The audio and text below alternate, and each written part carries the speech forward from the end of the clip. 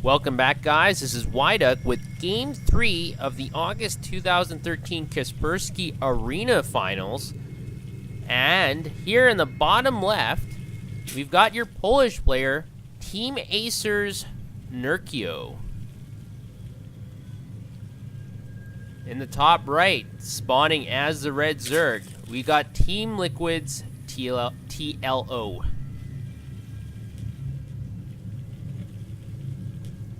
So currently, TLO is behind 2-0. This is the best of 5, so he'll have to win this game, and the next one, and the last one. And this is a very difficult task to win 3 games in a row.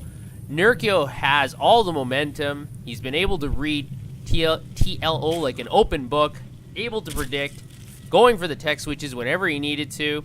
And so TLO is going to have to figure out a way how to change the momentum and at least force this to a game 4.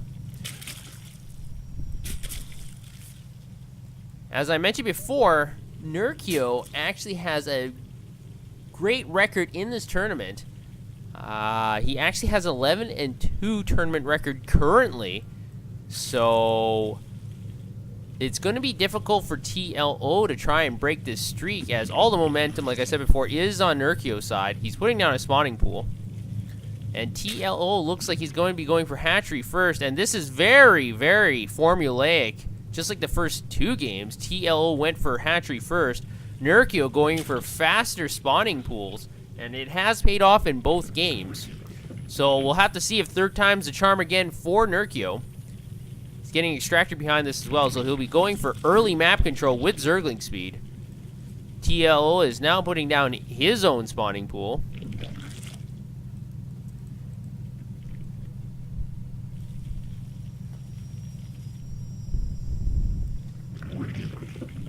And a couple times it was very unfortunate for TLO because he doesn't like to scout with his drones. He just likes to scout with overlords. And overlords are just so slow. And trying to get across the maps. Look at this one. This overlord's been working. He's been hightailing it as fast as he can. And it's still going to take him 50 cycles just to get over to Nerchio's base. And by the time he gets there, the Zerglings have already popped out, and they might be moving over to TLO's base. And there we go. TLO immediately sees 2 Zerglings heading on over to his side of town, and TLO is going to try to get some queens out.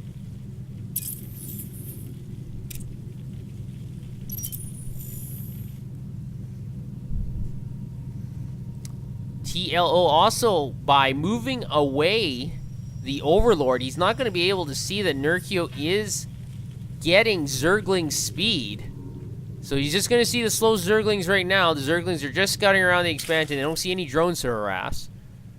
TL has successfully blocked off his ramp. There are 2 Zerglings in a drone, stopping any Zerglings from entering the main.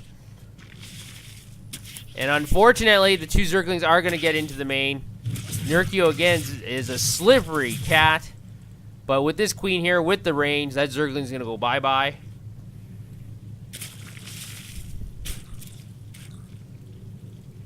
But Nerchio's figured out what is in TLO's base, or what is lacking. TLO has now put down a Baneling's Nest and a Spine Crawler. He's going to be anticipating lots of Zerglings coming in, and he is right. There are 20 Zerglings on the battlefield for Nerchio, and TLO is able to see the Zergling speed finish. His own Zergling speed is a little bit behind.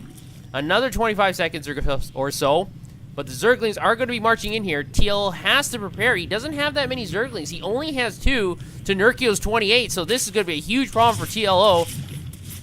They're marching up the ramp, but the drones have been put on the ramp, blocking all the entry. And that's great for TLO, but still he's losing drones.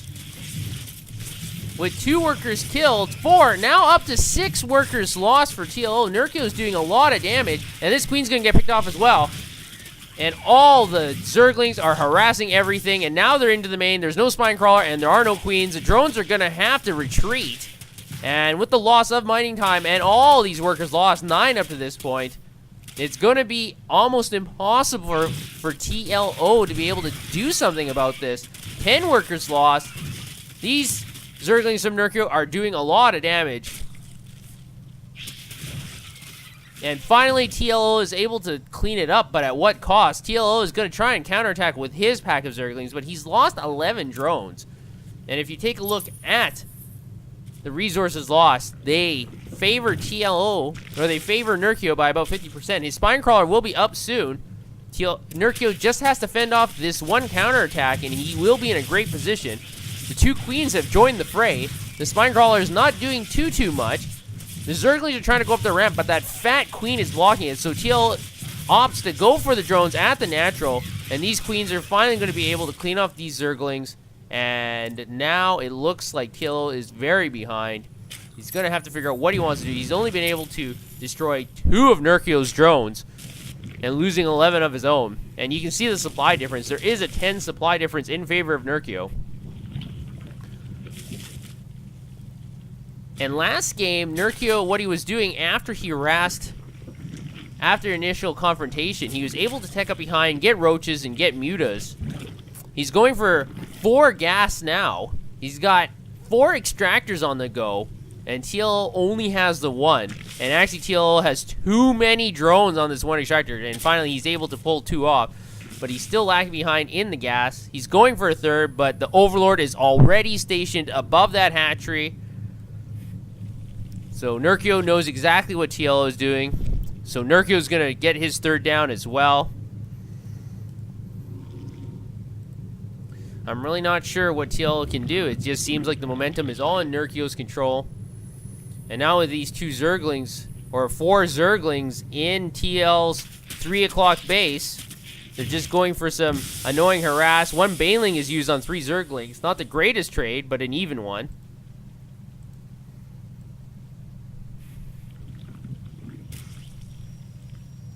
And TLO is going to try to do an attack. He's across the center of the map. He has more Zerglings here than Nerchio. He's going to try and pick off that Baneling egg. Not able to do so. 2 more hits, so that Baneling is going to pop out. And once it does, those Zerglings are not going to like that green acid very much. TL is going to march into Nerchio's 3rd. And he's going to be picking off that hatchery. This is going to be a nice pickoff for TLO, but at the same time, TLO's 3rd is being attacked by Nerchio, so it looks like we're going to be trading 3rd expansions for both players. Unfortunately, actually, this was another great trade for Nerchio, because Nerchio was able to cancel his hatchery, saving a whole bunch of resources. TLO's hatchery was actually completed, so he'll lose all 300 resources. TLO will try to fend off this attack with his great horde of Zerglings, and Nerchio's not going to have any of that. Nerchio is going to be trying to run by. Great connection by TLO's Baneling on those Zerglings. So there's one encounter where TLO came out ahead, but he's still very far behind. And now the Mutalisks are out for Nerchio. There's not much air defense from TLO, and these Mutalisks are just going to enjoy feasting on these Zerglings. TL is making a run-by attack into the main, but he's lost most of his attacking force from the Zerglings and Banelings.